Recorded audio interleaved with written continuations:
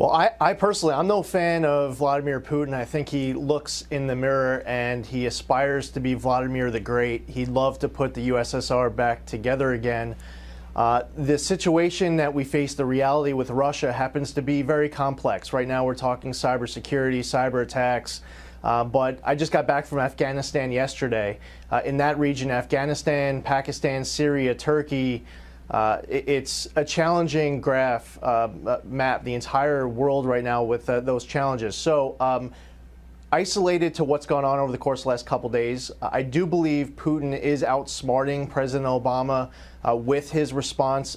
He has been allowed to take the high road, be magnanimous.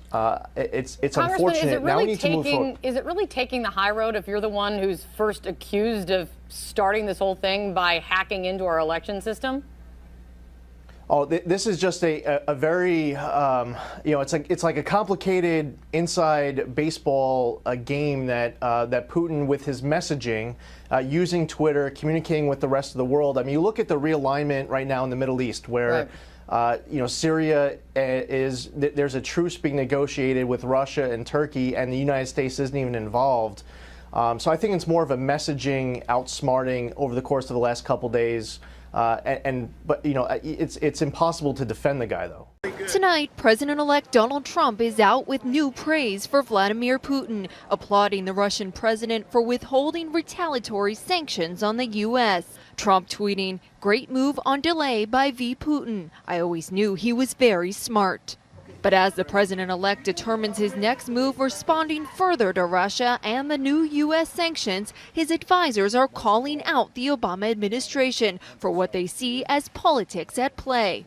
We've been talking about this for a while. I think that, all we heard all through the election was Russia, Russia, Russia. Whenever it came to anything Donald Trump said or did, it seemed most days. And now, since the election, it's just this fever pitch of accusations and insinuations. Trump transition officials are speculating that the administration's sanctions against Russia are a distraction to undermine his win and tie his hands on Russia before he becomes president. I will tell you that even those who are sympathetic to President Obama on most issues are saying that part of the reason he did this today was to, quote, box in President-elect Trump. That would be very unfortunate if that were if politics were the motivating factor here. Since the sanctions were announced, Trump himself has only issued a blunt two-line statement Thursday night, saying in part, quote, "It's time for our country to move on to bigger and better things," a posture he has taken publicly in recent days. I think we ought to get on with our lives. I think that computers have complicated lives very greatly. The whole, age of computer has made it where nobody knows exactly what's going on. But the president-elect has now agreed to sit down with the intelligence community. We just need to get to a point ourselves where we can talk to all of these intelligence agencies and find out once and for all what evidence is there, how bad is it.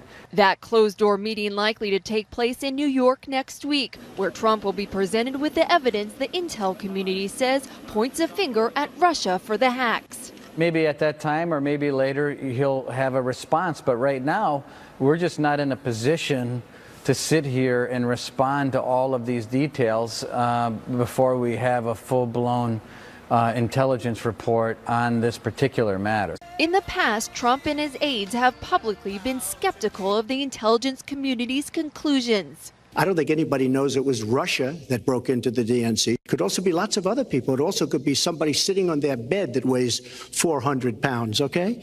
And have attempted to deflect blame away from the Russians, vowing during the campaign to improve the relationship with Russia. Wouldn't it be nice if we actually got along with Russia and these other countries? Wouldn't that be a positive thing? Once sworn into office in January, Trump has the power to reverse the sanctions or keep them in place. That decision hanging in the balance. Political theater continues to play out over Twitter. Trump immediately pinning his tweet praising Putin to the top of his profile, so it's the first thing that people see visiting his page. And the official account of the Russian embassy now has retweeted Trump's tweet. Jim? They're officially on talking points. Suzanne Malveaux, thanks very much. Sure. With us now is former U.S. Congressman Pete Hoekstra. He's a Republican. He was the past chairman of the House Intelligence Committee. Nice to have you back, Congressman Hoekstra. Hey, good to be with you. Thank you, Jim. So let me begin with Trump's tweet. Not the first time you've seen it today. Great move on delay by V. Putin. I always knew he was very smart. I have to ask you this. Why does the president-elect insist on praising a leader who we know has committed atrocities within his own country and across the world? Well, I think he's just making a very clear statement and distinguishing between the behavior of the United States, of the President of the United States, that made a petty decision yesterday with the decision to expel 35 Russians from the United States, and saying, you know, the better behavior is that modeled by President Putin. Putin didn't what better take behavior? the bait. What He better wasn't behavior gonna did he demonstrate by hacking the U.S. election, annexing Crimea, backing a stealth invasion of Ukraine, violating negotiated U.S.-Russian nuclear weapons treaties? How is that model behavior? That's not model behavior. But Donald Trump was talking specifically about the decision that Putin made last night, this morning, not to get into a tit-for-tat with President Obama. He recognizes the bad behavior of Putin in Crimea, Ukraine, and all of these types of things. He also understands the wild west of cybersecurity, this new cyber warfare, this new cyberspace or battlefield better than President Obama. He recognizes it's important. But he also recognizes... How does he know it better? Because what's interesting here, Congressman Hoekstra, is that Donald Trump and his closest circle of advisors are isolated, not opposed just to the Democrats and the Obama administration, but virtually the leadership of their entire party. The House Speaker, Republican, the House Majority Leader, Republican, senior Senate Republicans pushing for even stronger sanctions against Russia. They all say Russia hacked the election and the U.S. needs even stronger responses. You have a president-elect who was not even granted the premise that Russia was behind this cyber attack. Well, let's start at the beginning here. We all know that espionage is something that the United States engages in versus Russia, China, Iran, North Korea. Snowden even demonstrated that we do this against people like like the Germans and the French. They do it back to us. This is going on each and every day. It's the espionage business. It's no different than what it's been for the last 40 or 50 years. In cyber, it's a whole new battlefield. The rules are not that well written, and it's much easier to go after tremendous amounts of information with a much lower risk profile in cyber than what you ever saw in the old James Bond films and movies.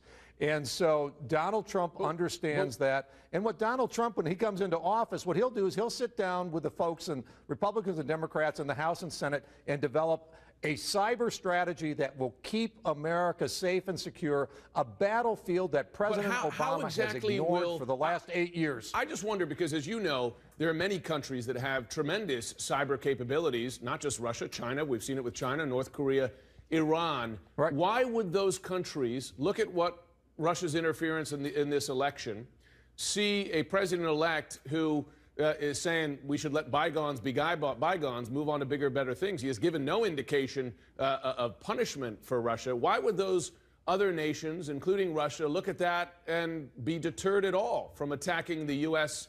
Via cyber means again? What the Russians did with the political campaign, and the report that came out from the Department of Homeland Security and the FBI this week was pathetic in trying to create a compelling case that the Russians influenced. All it said is the Russians most likely hacked into a political party's database, into their cyberspace. They most likely extracted or exfiltrated tremendous amounts of information, and most likely they leaked it to media for public disclosure. That's it. They didn't get into motive. They didn't get into intent or anything like that. That's quite a throwaway line there, Congressman Hoekstra, because I'm an American, and I listen to that. I hear foreign actor hacked into political organizations in the U.S., and they strategically leaked it out during an election campaign, and I hear that whether it's Republican or Democrat or any party, that sounds to me like something serious. Are you saying that that's just, heck, it's another part of this Wild West in the cyberspace, and we as a country should let that pass? I'm not saying we should let it pass.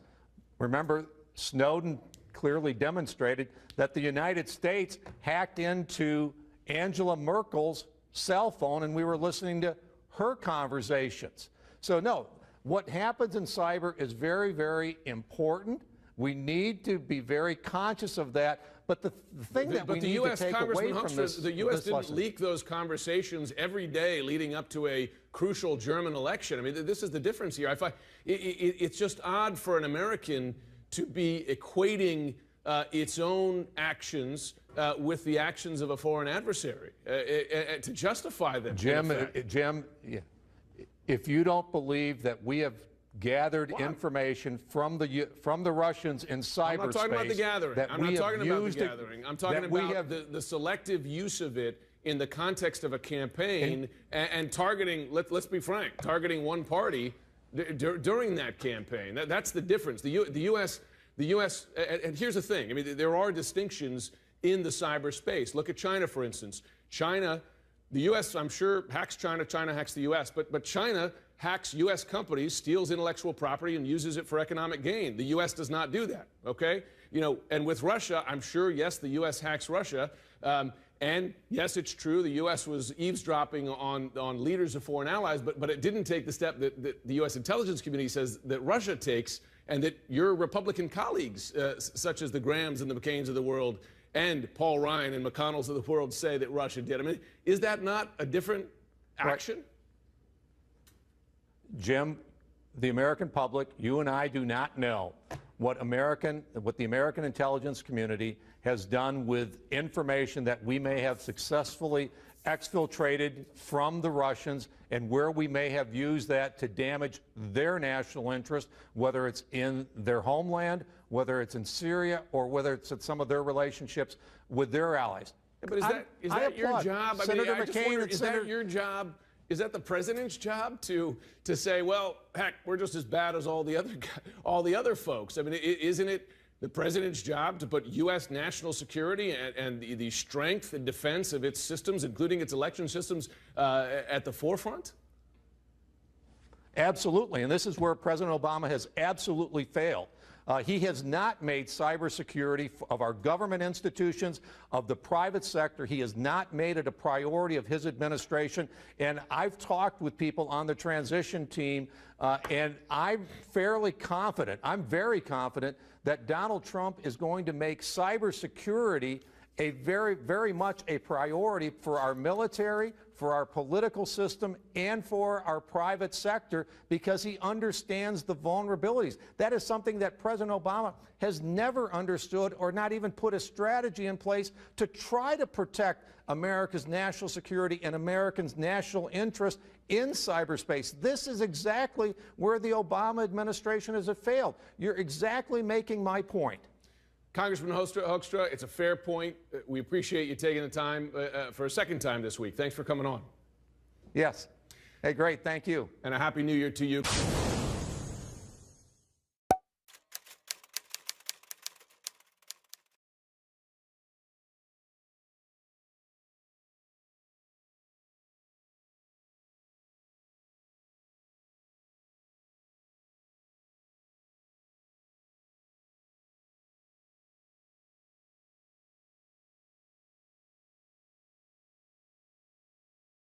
Well, I personally, I'm no fan of Vladimir Putin. I think he looks in the mirror and he aspires to be Vladimir the Great. He'd love to put the USSR back together again.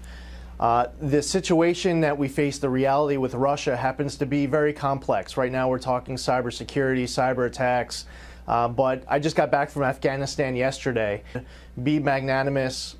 It's unfortunate. Now we need to move forward. Is it really taking the high road if you're the one who's first accused of starting this whole thing by hacking into our election system?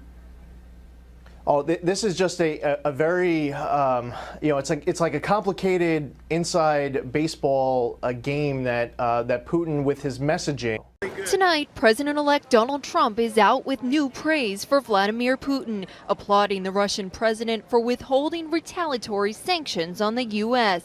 Trump tweeting, "Great move on delay by V. Putin. I always knew he was very smart." But as the president-elect determines his next move, responding further to Russia and the new U.S. In that region, Afghanistan, Pakistan, Syria, Turkey, it's a challenging map, the entire world right now with those challenges. So isolated to what's gone on over the course of the last couple days, I do believe Putin is outsmarting President Obama with his response.